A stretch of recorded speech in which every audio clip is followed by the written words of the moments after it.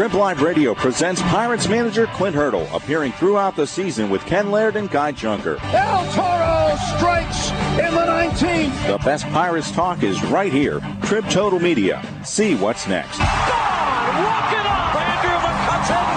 That's a buckle victory in front of a sellout crowd on a Saturday night. I'm Ken Laird along with Guy Junker at Trib Live Radio. We were honored last year, Guy, to bring Pirates manager Clint Hurdle throughout the baseball season. Excited again this year to have Clint on again. He's agreed to be with us every few weeks to talk some baseball. Clint, good morning, and thanks for agreeing to chat with me and Guy a few more times. Oh, you're welcome, guys. I look forward to it. Well, I somehow doubt that a little bit, but at least you can have some coffee, right? I look forward to it. That's my story, and I'm sticking with it, guys. Clint, I'm going to go back to something you told me when we were doing our interview for TV back in spring training. You said that as a manager in the majors, you thought that A.J. Burnett and Wandy Rodriguez were the best 1-2 punch that you've ever managed in a starting rotation. So far, I mean, Wandy's had a little bit of a setback with the hamstring, but that certainly has proven out for a couple of weeks. It's going to. They're reliable. The dependability that both of them bring to the game is unique. If you look over starting pitchers the last 5 years, you look at men that have posted up, that have taken the ball every fifth day, the numbers that they're able also to put up.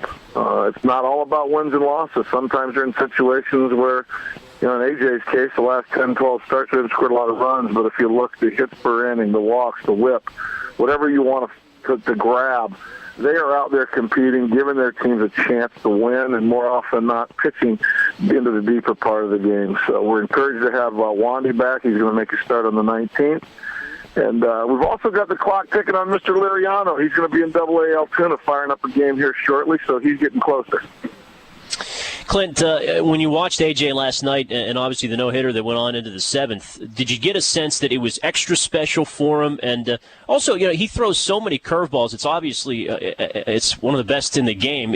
Would you say it's the best curveball in the game? And how does he get so many of them in and get away with it? I do believe it's one of the top two breaking balls in the game. The only reason I'm just throwing out another guy. It could be, I don't even know who that guy is. He has the best that I've seen. I don't see a lot of the American League, so I leave that window open. The two things that go with his breaking ball being so good, number one, is the quality of his breaking ball, the shape of it. He can throw it for strikes. He can backdoor it to left-handers, which means going to the outer part of the plate where it just comes in late, looks like a ball, boom, it's a strike. Or he throws it out of his hand, it's a strike, and ends up the left-hander's back foot. Conversely, he can front door the right-handers where he throws it right at them and it just paralyzes them, and it's a called strike, or he throws it over the middle of the plate where it looks like a strike and swing and miss, chase out of the zone. But he's got enough fastball left that's hard to set either one. The two-seam fastball is 90-92. That four-seam fastball he throws is 93-94. So the combination of those things right there make the breaking ball very, very special. He has mentioned after each of his starts, Clint, that he would like to not throw so many pitches and go deeper. Where do you draw the line? I mean, strikeouts are great, but when you strike out a lot of guys, and I think he's leading the majors now in total strikeouts, it does get your pitch count up there. And I was actually thinking last night, I was covering the Penguin game, and I'm watching on the computer, and I'm looking at his pitch count, and I'm thinking, oh, boy, if he gets up well over 100 pitches and still has a no-hitter going in the 8th or 9th inning, that's what kind of decision is that for Clint? I guess you would have had to leave him pitch. But pitch count, strikeouts, I mean, where do you draw the line as a manager? Would you like to see a few less strikeouts and him maybe last an inning longer? You know what? The game needs to be played the way the game needs to be played. Andrew's got to pitch to strength. For us to try and change him, this is one of the conversations we've had. For me to try and make him throw more two-seamers for quick contact, grit ground balls, I'm not a big proponent of changing a man, establishing his career at this point in time and what he's doing. A younger man, you could maybe work on some things or just spike the pitch count up to 125 or 130. Verlander did it for years. He's actually been backed off this year. I talked to Jimmy in spring training. Jimmy was going to back off his innings, was going to back off the number of pitches he throws. He just feels it's the appropriate time in that man's career to do that. AJ's on the back side of things. So if we can get 100 over to 110, he's thrown 106, 108 so far. Last night, I'm glad I wasn't the manager, because if we don't if the eighth inning doesn't give up a hit in the seventh, that boy's going to hit in the eighth. He's going to hit in the bottom of the seventh. He's going to go out and pitch the eighth.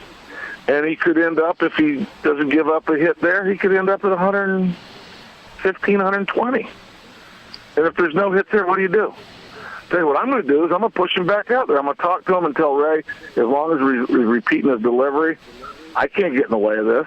I'm not smart enough to say, hey, in the best interest of us winning the game tonight, we need to do this. No. This is about history. It is about us winning the game. You push him out there. You see what happens. The hardest part of it, guys, you can't get anybody up in the bullpen when a no-hitter's going on. So when that hit does happen, sometimes that becomes problematic. You make that mound trip, you get a couple arms going and jack it up, but things can happen in a hurry. So, I don't want to change him. He's effective the way he is. I'm sorry for being long-winded there, but that's the deal. Pirates manager Clint Hurdle, our guest here on Ken and Guy. AJ is obviously one of your leaders, Clint. I was fascinated to hear your chat with Dan Kovacevic in spring training. You told him about the leadership group that you had put together with a bunch of your captains that you're going to meet with every so often. Has it happened yet, and how was the idea received by the players when you came to them with it? It has happened in spring training. We had a couple things we needed to go over breaking out of camp. A couple things I wanted their input in, so we met in spring training after the players voted for the 5 respective leaders, and we met 2 days ago. We met Tuesday, and we just continue to talk about hot topics. I get some feedback from each individual guy in his area of expertise, Grilly from the bullpen, Barmas with the infielders, Kutch with the outfielders, Russell with him and McHenry, the catchers, but some offensive and some pitching insight, and then AJ. So whether it be clubhouse climate, whether it be a young player that's struggling with something, he shares it, or my perception, I might give them some tasks to go handle out there. Well received, some great conversation the other day in my office. We were in there about 20 minutes. Because you never know what they're going to bring to the table, and it's already been very, very rich as far as information. Johnny McDonald reached out to somebody, had a thought, team idea on some camaraderie. They brought it to me. I shared it with Neil. Shared it, and it's good, and we're doing it. So the feedback's been excellent. The more opportunity they have to take ownership of the things they do, to empower them, I think is huge. Clint, Pedro got off to a slow start last year, but came on certainly at least with the power numbers at the plate. I mean, does that allow you a little more patience knowing you've kind of seen this movie before? Or are you getting frustrated with his lack of production at this point? Where do you stand with him so far? I don't get frustrated. I played the game. I know how hard it can be to play the game. Everybody wants him to do well. Nobody wants him to do more than him. Unfortunately, I jokingly said in the press conference yesterday before the game, maybe we just won't start him until April 15th next year. That's tongue-in-cheek. After tax day, we'll get him out there. The encouraging thing, he's playing hard defense. Been playing good defense. The at-bats have gotten a little bit better of late. I know a couple other power hitters. It was crazy, but April just didn't work. Till about the third week in April. Similar story we saw last year. So, yes, we have some familiarity with it. We don't like it, but you have the faith and you have the feeling he's going to break out of it any second. I thought the Cardinal series might be an opportunity based on past history. That didn't happen. We'll try this series and we'll go from there, but there could be a time here if we don't pick up it, you just back him away, give him a day on top of whether it be a left-hander, whether it be something else, just to back him away. But we do know the impact he can have upon our offense when he starts rolling. So that's what you try and stay mindful of. Clint, I'm sure guys that when they do struggle early will start to press a little bit. When it comes to pitchers and like James McDonald and Jonathan Sanchez, between starts, what can they do? Would you rather them almost do less, or are they really trying to watch a ton of film? And what can they do to correct their recent struggles? There can be a mixture. In the case of these two guys, we'll just show them, identify some film where they've been spot on and repeating their delivery, where the mechanics are lined up, just to show them. But in Jonathan's case, his problem is he has a desire to really do well after last season, as anybody would. Well, that urgency to make the next good pitch, and then really to make the next 3 good pitches in one pitch, gets him spinning out of the delivery. He leaves a lot of ball arm side wide. Last year it happened all year long. This year we got it in a good form, good shape in spring training.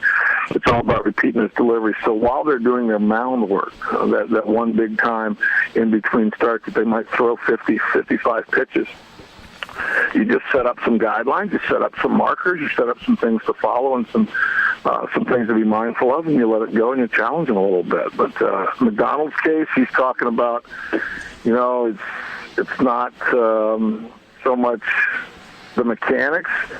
It's just his feel. He doesn't feel strong. And I told him, well, you know what, James, we've been through this before with you. We're going to continue to encourage him because we know how good he can be at the same time. He's got 3 starts. Number of starts he's going to get moving forward and depend on James. And basically it is with Jonathan as well. And both of them know this. So they need to take ownership of some things of what they want to do too. Do you want to watch more video? I don't go there. Let's get to work, but let's compete come game time. And really make something happen on the mound because you've got teammates playing behind you. And we've got guys coming. Morton's coming. Liriano's coming. This is no secret. This is no backdoor thing we're trying to slide in on anybody. We're going to get the best 5 starters together here in another 3 weeks, whoever they might be, and then we're going to move forward. I saw, Clint, that Charlie supposed a pitch in Bradenton today. How much farther behind Liriano do you think he is? He's 1 start behind, and Liriano threw in Bradenton last week, 5 days ago. And I think his next start is coming right up for the Double-A team. So they're both looking. Charlie's probably looking at 4 starts, which would equate to 20 days, 3 weeks, possibly. Once they start in the Florida State League or in a minor league thing, they have that 20-day window in which to compete. So Liriano could have as many as 3 more starts. Contreras could have as many as 4 or 5 more opportunities. He's also going to be in Double-A. So we've got guys coming, and it's one of the beautiful things that was able to happen for us over the winter. It hurt us losing Liriano to that injury, but the depth we've got with Morton, with Liriano, with Contreras, and Karsten sometimes this week I think is actually going to throw a bullpen. His last time out was on flat ground, and he threw off the mound about 20 pitches. So he's making some progress as well. Real quick, Clint, how about Brandon Inge? How close and what can he bring you if he does get going right? He plays with an edge that I like, that I've seen. He's good on the field. We don't want to bring in guys that are just good in the clubhouse. Nobody needs that. We need guys that can play. They've got to help the team in some specific area. Veteran leadership experience on the field. He has a very slow heartbeat. There's barrel to that bat that plays. He gave Oakland a tremendous shot in the arm last year when he got involved there. His expiration date, we could push him all the way to the 24th. His rehab time was a 20-day clock as well. It started on the 4th of April when Indy played their first game. He's still accumulating bats because at bats have gotten better. He's played defensively at third, at second, at first, and at left field. He's still going to get a game in right field, and he's going to get a game in shortstop. So, he's on the backside of the rehab thing and making good progress. Clint, real pleasure speaking with you as always. We mean it, and I know you're busy. We appreciate you coming on, and we'll talk to you in a few weeks. You're welcome, man. Have a great morning.